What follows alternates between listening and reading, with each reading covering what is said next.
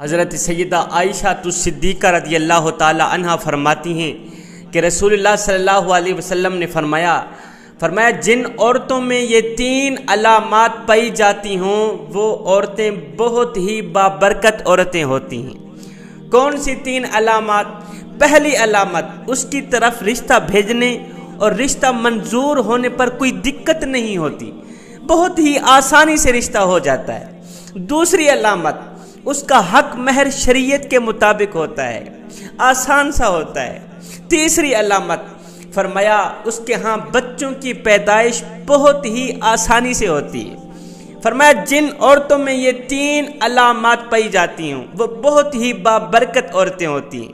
فرمایا لوگو، بابرکت عورت سے شادی کرو، بابرکت عورت سے نکاح کرو، بابرکت عورت کو تلاش کرو، بابرکت عورت کو تلاش کر کے اس عورت سے نکاح کر کے اپنے گھر کی زیب و زینت بناؤ۔ جب آپ کے گھر کی دہلیز پر بابرکت عورت نے قدم رکھا، ایسی عورت نے قدم رکھا تو تمہارے گھر کو جنت کا ٹکڑا بنا دے گی، گھر میں خوشیاں ہی خوشیاں ہوں گی، گھر میں محبت پھیلے گی، نفرتوں کے جنازے نکل جائیں گے۔ جب گھر میں محبت آئے گی تو پھر گھر میں رزق وسیع بھی آئے گا، گھر میں مال بھی آئے گا، پھر گھر میں رہنے والوں کو کامیابیاں بھی ملیں گی۔ جس گھر میں برکت آتی ہے اسی گھر میں محبت بھی آتی ہے، جہاں محبت آتی ہے وہاں مال بھی آتا ہے، وہاں کامیابی بھی آتی ہے۔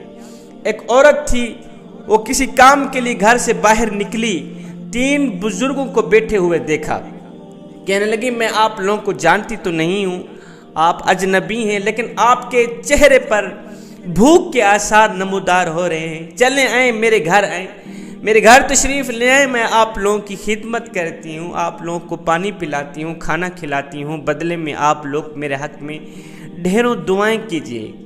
ان 3 بزرگوں نے کہا کہ اس گھر کا مالک گھر میں موجود ہے؟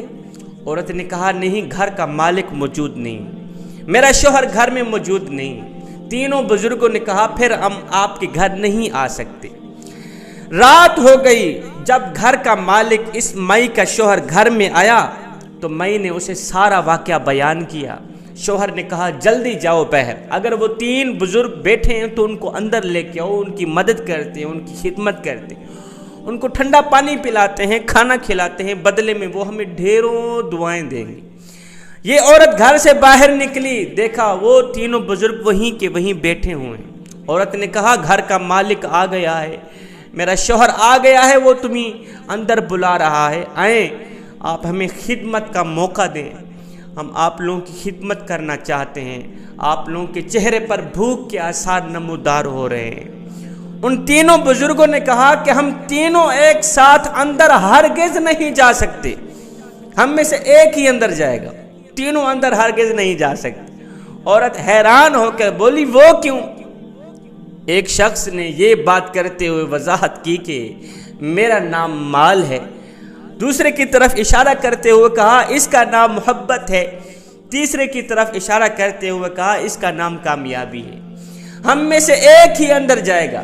اور یہ بات کرتے ہوئے وضاحت ختم کی کہ جاؤ پہلے اپنے شوہر سے مشاورت کرو کہ وہ کس کو مہمانی کا شرف بخشتا ہے، کس کو خدمت کا شرف بخشتا ہے، پہلے جاؤ اپنے شوہر سے مشاورت کرو، ہم میں سے ایک ہی اندر آئے گا، یا محبت آئے گی، مال آئے گا، یا کامیابی آئے گی۔ یہ عورت خوشی خوشی گھر کے اندر گئی، اپنے شوہر کو کہا کہ آپ کے دروازے کے باہر محبت بھی بیٹھی ہے، مال بھی ہے، کامیابی بھی ہے، اب بتائیں کس کو مہمانی کا شرف بخشتے ہیں۔ شوہر خوشی خوشی چیخنے لگا، چلا اٹھا، کہنے لگا جاؤ مال کو اندر لے کے آؤ، دولت کو اندر لے کے آؤ، جب مال آئے گا، دولت آئے گی، ہم لوگ امیر بن جائیں گے، پیسوں کی ریل پیل ہو جائے گی، جاؤ جلدی مال کو اندر لے کے آؤ۔ عورت نے شوہر کی بات کا اختلاف کرتے ہوئے کہا کیوں نہ ہم کامیابی کو اندر بلا لیتے، جب کامیابی ہماری مہمان بنے گی، ایک تو ہم خود کامیاب ہوں گے، دوسری ہماری اولاد بھی کامیاب ہوگی۔ تیسرے کمرے میں بیٹھی بہو یہ تکرار سن رہی تھی، شوہر کہتا ہے کہ جاؤ مال کو اندر لے کے آؤ، بیوی کہتی ہے نہیں کامیابی کو اندر بلا لیتے ہیں۔ شوہر نے آواز دی کیوں نہ ہم محبت کو دعوت دے دیتے ہیں، جب محبت ہماری مہمان بنے گی تو گھر میں نفرتوں کے جنازے نکل جائیں گے، محبتیں عروج پر آ جائیں گی، زندگی کے باقی 4 دن جو باقی رہ گئے ہیں خوشی سے گزریں گے، خوشی سے بیتیں گے۔ اب بہو کی نصیحت پر ان دونوں نے عمل کیا۔ اچھا پھر جاؤ محبت کو لے کے آؤ، محبت کو دعوت دیتے ہیں، محبت کی خدمت کرتے ہیں، محبت کو مہمانی کا شرف بخشتے ہیں۔ عورت باہر گئی، تم میں سے محبت کون ہے؟ ایک نے ہاتھ کھڑا کیا، میرا نام محبت ہے۔ آپ پھر اندر آ جائیں، آپ کو ہی مہمانی کا شرف بخشتے ہیں، آپ کی ہی خدمت کر۔ اب جیسے ہی محبت اٹھ کر ان کے گھر کے اندر جانے لگی، پیچھے سے مال بھی کھڑا ہو گیا، کامیابی بھی کھڑی ہو گئی۔ یہ دونوں محبت کے پیچھے ان کے گھر جانے لگے۔ میں حیرانی کے عالم میں گمسم ہو کر کہنے لگی، ابھی تو آپ تینوں کہہ رہے تھے کہ ہم میں سے ایک اندر جائے گا، اب جب ہم نے محبت کو دعوت دی ہے تو تم تینوں اندر جا رہے ہو، دونوں اندر جا رہے ہو، مال بھی اندر جا رہا ہے، کامیابی بھی اندر جا رہی۔ عورت کی یہ بات سن کر دونوں نے کہا، مائی جہاں محبت جاتی ہے ہم دونوں وہیں جاتے ہیں، جہاں محبت ہوتی ہے مال بھی وہیں ہوتا ہے، جہاں محبت ہوتی ہے کامیابی بھی وہیں ہوتی ہے۔ جوانو، زندگی اتنی مختصر ہے کہ جی بھر کر محبت کرنے کا وقت نہیں ملتا، اللہ جانے لوگ نفرتوں کا وقت کہاں سے لے کر آتے ہیں۔